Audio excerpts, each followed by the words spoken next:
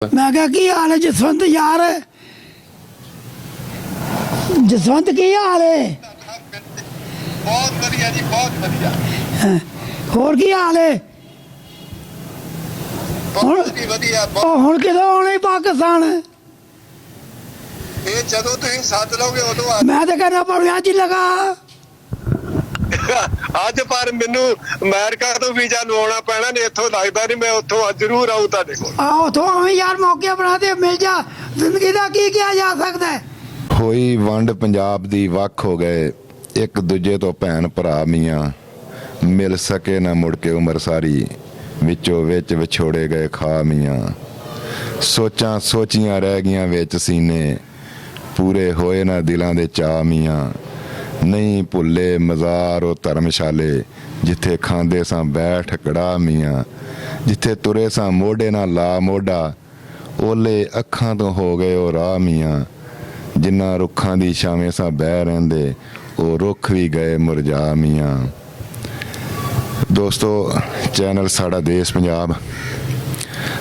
Punjab channel ਆਪਣੇ platform ਤੋਂ ਤੁਹਾਨੂੰ ਹਮੇਸ਼ਾ ਇਹੋ ਜਿਹੀਆਂ ਵੀਡੀਓ ਜਿਹੜੀਆਂ ਨੇ ਉਹ ਦਰਦਨਾਕ, ਕਰਬ ਵਾਲੀਆਂ ਔਰ ਮਿੱਠੀ ਖਾਰਸ਼ ਵਾਲੀਆਂ, ਜਿਹਦੇ ਨਾਲ ਦਰਦ ਵੀ ਹੁੰਦਾ ਤੇ ਸਵਾਦ ਵੀ ਆਉਂਦਾ, ਇਹ ਪੇਸ਼ ਕਰਦਾ ਰਹਿੰਦਾ। ਤੋ ਅੱਜ ਇਸੇ ਸਿਲਸਿਲੇ ਵਿੱਚ ਅਸੀਂ ਇੱਕ ਆਪਣੇ ਸਾਡੇ ਬਾਪੂ ਜੀ ਬਾਊ ਅਬਦਰ ਰਸ਼ੀਦ ਸਾਹਿਬ, ਇਹਨਾਂ ਦੇ ਕੋਲ ਲਾਹੌਰ ਦੇ ਤਾਰੀਖੀ ਇਲਾਕੇ ਦੇ ਵਿੱਚ ਗੜੀ ਸ਼ਾਹੂ ਆਏ ਆ। ਇਹਨਾਂ ਦੀ ਮਿਹਰਬਾਨੀ ਆ, ਇਹਨਾਂ ਨੇ ਸਾਨੂੰ ਟਾਈਮ ਦਿੱਤਾ। ਤੋ ਜੀ अस्सलाम वालेकुम जी। वालेकुम सलाम। ਬਾਪੂ ਜੀ ਤੁਹਾਡਾ ਨਾਂ ਕੀ ਹੈ ਸਹੀ? मेरा नाम है अब्दुल रशीद जी, बाबू अब्दुल रशीद मैनू कहते ने जी। ਤੇ ਵਾਲਦ ਸਾਹਿਬ ਦਾ ਕੀ ਨਾਂ? वाल साहब मेरा नाम चौधरी अनायतुल्ला जी। ਤੇ ਦਾਦਾ ਜੀ ਦਾ ਨਾਮ ਵੀ ਯਾਦ ਆ? हाँ जी, खलीफा खैरदीन जी। ਤੇ ਇਸ ਤੋਂ ਅੱਗੇ ਪੀੜ੍ਹੀ ਕੋਈ ਯਾਦ ਹੈ ਕਿ ਬਸ? नहीं इस तो अगे मैनू याद तो है ने, लेकिन है कि मेरे दादे दे बाप का नाम है जी मीरा बख्श, मीरा बख्श। ਅੱਛਾ ਬਾਪੂ ਜੀ, ਸਾਨੂੰ ਆਪਣੇ ਖਾਨਦਾਨ ਦਾ ਥੋੜਾ ਨਾ ਇਤਿਹਾਸ ਦੱਸੋ ਕਿ ਤੁਸੀਂ ਸਿੱਖਾਂ ਤੋਂ ਮੁਸਲਮਾਨ ਹੋਏ ਸੀ ਜਾਂ ਕੀ ਸੀ ਤੁਹਾਡਾ? ਅਸੀਂ ਨੇ ਜੀ ਅਸੀਂ ਹਿੰਦੂ ਮੁਸਲਮਾਨ ਹੋਏ ਆ ਜੀ। ਇੱਥੇ ਗੱਗਾ ਬਾਲਾ ਦੀ ਪਿੰਡ ਉੱਥੇ ਨਾਲ ਹੀ, ਇੱਥੇ ਗੜੀ ਸ਼ੋਅ ਦੇ ਨਾਲ ਹੀ, ਤੇ ਅਸੀਂ ਉੱਥੋਂ ਦੇ ਰਹਿਣ ਵਾਲੇ ਸਾਂ।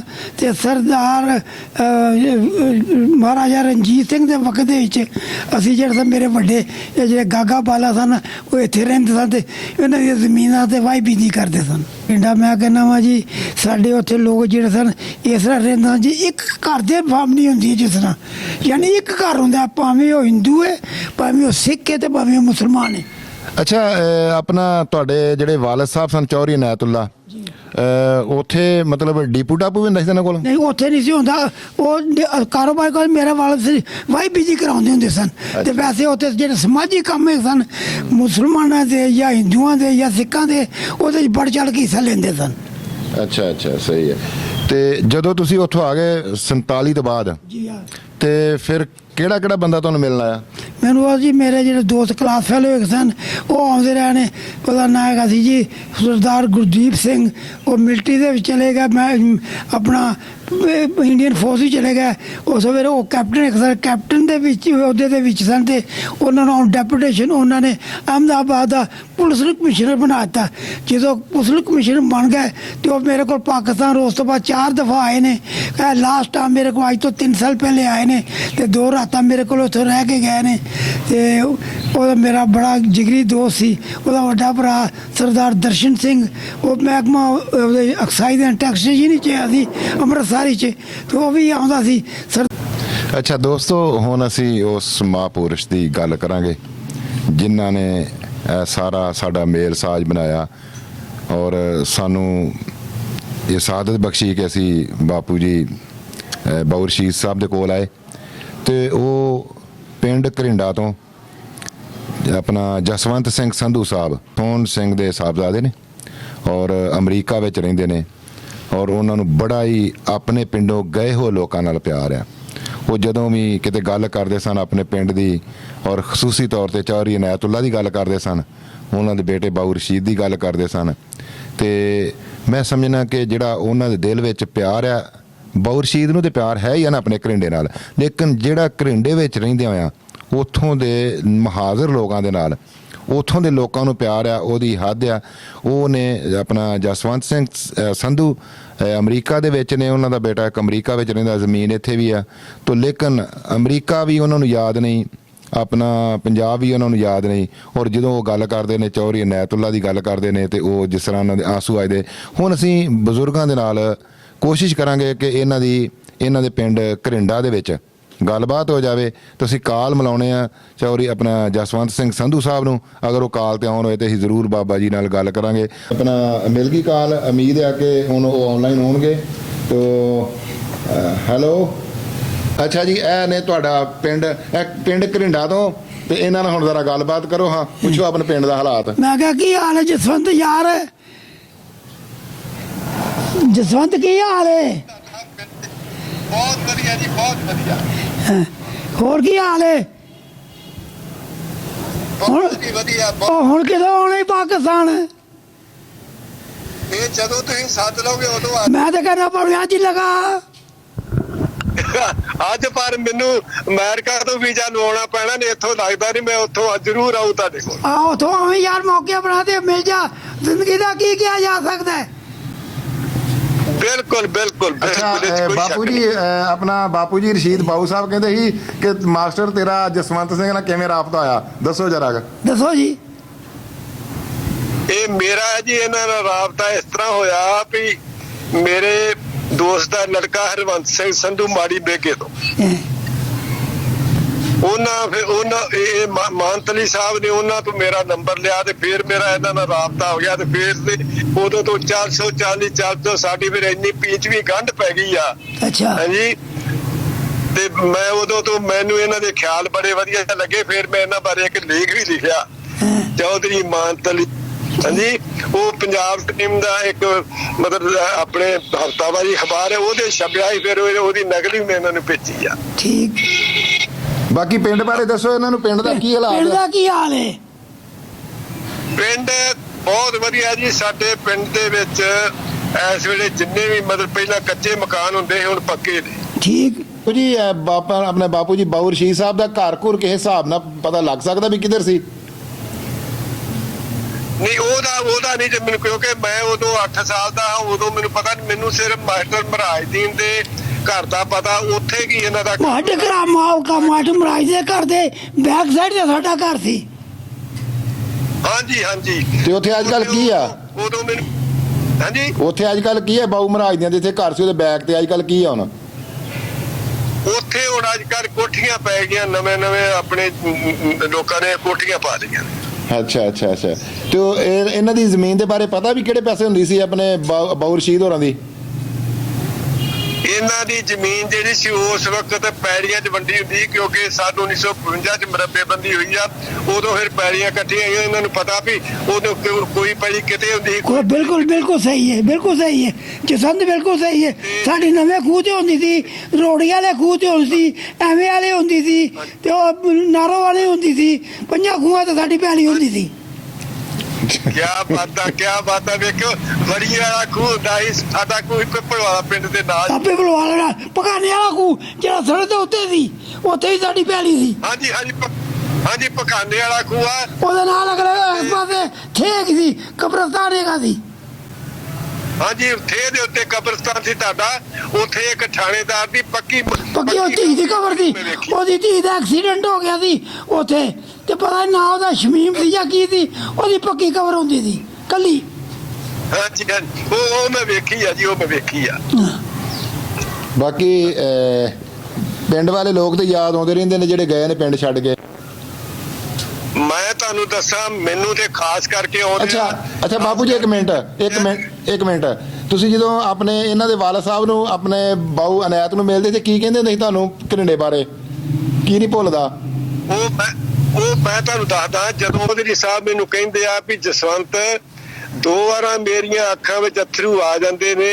ਇੱਕ ਆਪਣੇ ਭਰਾ ਚੌਧਰੀ ਲਾਈ ਬਖਸ਼ ਸੀ, ਆਪਣੇ ਰਸ਼ੀਦ ਭਾਜੀ, ਚਾਚਾ ਮੇਰਾ। ਅੱਛਾ, ਲਾਈ ਬਖਸ਼, ਫਜ਼ਲ ਆਇਆ, ਲਾਈ ਬਖਸ਼, ਲਾਈ, ਹਾਂਜੀ, ਫਜ਼ਲ ਆਈ, ਫਜ਼ਲ ਲਾਈ ਤੇ ਮੇਰਾ ਭਰਾ ਇੱਕ ਕਰਿੰਡਾ ਮੇਰੀਆਂ ਅੱਖਾਂ 'ਚ ਅਥਰੂ ਘਟਾ ਦਿੰਦਾ, ਆਂਸੂ ਬਹਾ ਦਿੰਦਾ। ਹਾਂਜੀ ਹਾਂਜੀ। ਤੇ ਅਸੀਂ ਹੁਣ ਤੁਹਾਡੀ ਵੀਡੀਓ ਆਪਣੇ ਚੌਧਰੀ ਰਸ਼ੀਦ ਬਾਊ ਦੀ ਆਪਣੀ ਵੀਡੀਓ ਆਈ ਨਹੀਂ ਤੁਹਾਡੇ ਪਿੰਡ, ਤੇ ਲੋਕਾਂ ਨੂੰ ਦਿਖਾਉਣੀ ਆ, ਲੋਕਾਂ ਨੂੰ ਜ਼ਰਾ ਨਾ ਦੱਸਣਾ ਵੀ ਆਪਣੇ ਪਿੰਡ ਦਾ ਕਿਸ ਤਰ੍ਹਾਂ ਅੱਜ ਵੀ ਯਾਦ ਕਰਦਾ। ਜ਼ਰੂਰ ਜੀ ਜ਼ਰੂਰ। ਮੈਂ ਤਾਂ ਦੱਸ ਵੀ ਚੌਧਰੀ ਨੈਤੂਲਾ ਬਾਰੇ ਮੈਂ ਤੁਹਾਨੂੰ ਪਹਿਲਾਂ ਦੱਸ ਦਿਆਂ ਵੀ ਚੌਧਰੀ ਨੈਤੂਲਾ ਦੇ ਜਿਹੜੇ ਸਾਡੇ ਵਰਗੇ ਜਾਣਦੇ ਨੇ, ਜਿੰਨਾ ਚਿਰ ਪੁਰਾਣੇ ਬਜ਼ੁਰਗ ਜਿਉਂਦੇ ਰਹੇ ਨੇ, ਚੌਧਰੀ ਨੈਤੂਲਾ ਸਾਹਿਬ ਨੂੰ ਨਹੀਂ ਉਹ ਭੁੱਲ ਸਕੇ, ਕਿਉਂਕਿ ਉਹ ਸਾਰੇ ਪਿੰਡ ਦੇ ਸਾਂਝੇ ਬੰਦੇ, ਖਾਸ ਕਰਕੇ ਸਿੱਖਾਂ 'ਚ ਉਹਨਾਂ ਦੀ ਬੜੀ ਇੱਜ਼ਤ ਸੀ। ਉਹ ਮੈਨੂੰ ਕਹਿੰਦੇ ਨੇ, ਮੈਂ ਕਈ ਵਾਰ ਆਪਣੇ ਮੁਸਲਮਾਨ ਭਰਾਵਾਂ, ਇਹ ਚੌਧਰੀ ਸਾਹਿਬ ਕਹਿੰਦੇ ਨੇ, ਕਈ ਵਾਰ ਮੈਂ ਆਪਣੇ ਮੁਸਲਮਾਨ ਭਰਾਵਾਂ ਨੂੰ ਜਿੰਨਾ ਮੇਰੀ ਸਿੱਖ ਸਰਦਾਰ ਇੱਜ਼ਤ ਕਰਦੇ ਤੁਸੀਂ ਨਹੀਂ ਕਰ ਸਕਦੇ। ਕਿਆ ਬਾਤ ਹੈ, ਕਿਆ ਬਾਤ ਹੈ। ਉਹਦਾ ਕਾਰਨ ਇਹ ਸੀ, ਉਦੋਂ ਡਿਪੂ ਤੇ ਹੀ ਰਾਸ਼ਨ ਮਾਨਤਾ ਦੀ ਬੇਟੇ, ਉਦੋਂ ਜਿਹੜੇ ਰਾਸ਼ਨ ਤੇ ਖੰਡ ਨਹੀਂ ਸੀ ਮਿਲਦੀ ਹੁੰਦੀ, ਤੇ ਜਦੋਂ ਕਿਸੇ ਦੀ ਵਿਆਹ ਸ਼ਾਦੀ ਤੇ ਉਦੋਂ ਚੌਧਰੀ ਸਾਹਿਬ ਦੀ ਮੇਰੇ ਪਿਤਾ ਜੀ ਨੇ ਸਿਫਾਰਿਸ਼ ਪਾ ਕੇ ਸਾਡੇ ਮਾਮੇ ਦੀ ਧੀ ਦਾ ਵਿਆਹ ਸੀ ਤੇ ਖੰਡ ਲੈ ਕੇ ਦਿੱਤੀ ਸੀ ਸਾਡੇ ਨਾਨਕੇ। ਅੱਛਾ ਅੱਛਾ ਅੱਛਾ, ਯਾਨੀ ਤੁਹਾਡੇ ਮਾਮੇ ਦੀ ਧੀ ਦਾ ਵਿਆਹ ਸੀ। ਬਗੈਰ ਕਿਸੇ ਮਜ਼ਹਬ ਦੇ ਵਿਤਕਰੇ ਤੋਂ, ਚਾਹੇ ਸਿੱਖ ਹੋਵੇ, ਹਿੰਦੂ ਹੋਵੇ, ਮੁਸਲਮਾਨ ਹੋਵੇ, ਮਜ਼ਹਬੀ ਸਿੱਖ ਹੋਵੇ, ਸਾਰਿਆਂ ਦੇ ਕੰਮ ਉਹ ਕਰਦੇ ਹੁੰਦੇ ਸੀ। ਤੇ ਸੋਚ ਲੈਂਦੇ ਸੀ ਕਿ ਉਹ ਕਦੀ ਇੰਨੇ ਅਮੀਰ ਬੰਦੇ ਸੀ, ਉਹਨਾਂ ਦਿਨਾਂ ਵਿੱਚ ਇਹਨਾਂ ਨੂੰ ਲਾਹੌਰੀਆ ਆਂਦੇ ਹੁੰਦੇ ਪਿੰਡ 'ਚ, ਲਾਹੌਰੀਆ, ਚੌਧਰੀ ਨੈਤੂਲਾ ਲਾਹੌਰੀਆ। ਅੱਛਾ ਅੱਛਾ, ਇਹਨਾਂ ਨੂੰ ਕਹਿੰਦੇ ਲਾਹੌਰੀਆ। ਅੱਛਾ, ਫਿਰ ਘਰਿੰਡੇ ਦੇ ਮਕਾਨ ਜੋ ਵਿਖਾ ਦਿਓ ਆਪਣੇ ਘਰ ਵਾਲੇ ਜਿੱਥੇ ਘਰਿੰਡੇ ਬੈਠੇ ਜੇ, ਉਹ ਵਿਖਾ ਦਿੰਦੇ। ਆਹੋ, ਆਪਣੇ ਪਿੰਡ ਮਕਾਨ ਹੀ ਵਿਖਾ ਦਿਓ ਘਰਿੰਡੇ ਦੇ, ਇਹ ਬੜੀ ਗੱਲ ਆ। ਅੱਛਾ, ਇਹ ਕਿਹਦਾ ਘਰ ਆ? ਆ ਜੀ, ਆ ਮੇਰਾ ਮਕਾਨ ਹੈ ਜੀ। ਅੱਛਾ ਅੱਛਾ, ਇਹ ਜੀ ਜਸਵੰਤ ਸਿੰਘ ਦਾ ਮਕਾਨ ਸੰਧੂ ਦਾ, ਪਿੰਡ ਘਰਿੰਡਾ। ਹਾਂਜੀ।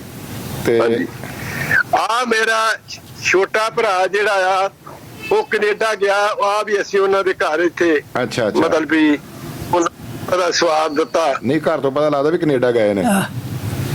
ਹਾਂਜੀ, ਅਸੀਂ ਪੰਜਾਬ ਦੇ ਵਿੱਚ ਬੇਰੀਆਂ ਦੇ ਸ਼ਤੀਰ ਤੇ ਛੰਨਾ ਉੱਤੇ।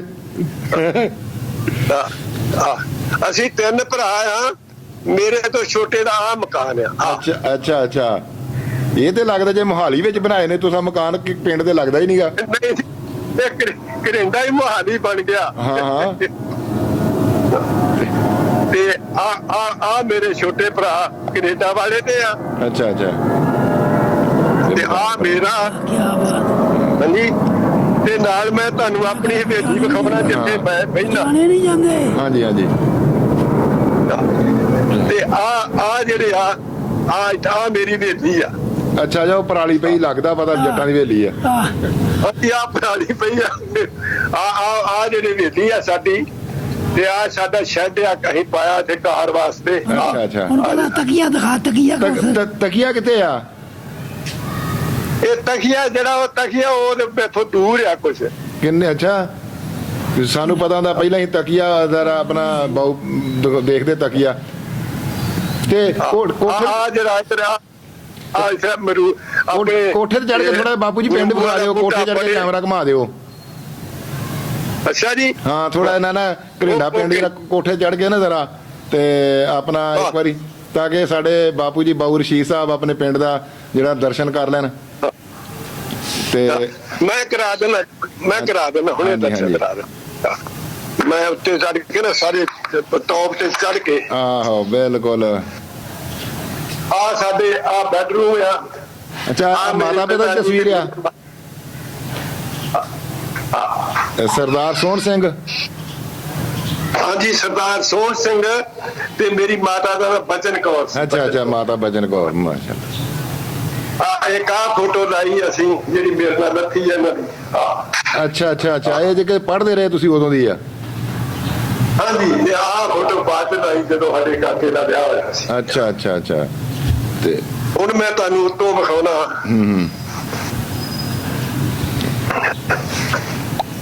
ਮੈਂ ਆਪਣਾ ਬਾਪੂ ਜੀ ਰਸ਼ੀਦ ਸਾਹਿਬ ਨੂੰ ਆਪਾਂ ਦਾ ਪਿੰਡ ਵਿਖਾ ਦਈਏ ਨਾ, ਤਾਂ ਦੂਰੋਂ ਵੀ ਇਹ ਘਰਿੰਡਾ ਪਿੰਡ ਆ, ਕੋਈ ਨਾ ਕੋਈ ਤੇ ਨਜ਼ਰ ਆਊ ਨਾ। ਹਾਂਜੀ, ਬਿਲਕੁਲ ਜੀ, ਬਿਲਕੁਲ, ਉਹ ਜ਼ਰੂਰ, ਕਿਉਂਕਿ ਇੱਥੇ ਰਹਿੰਦੇ ਰਹੇ ਨੇ।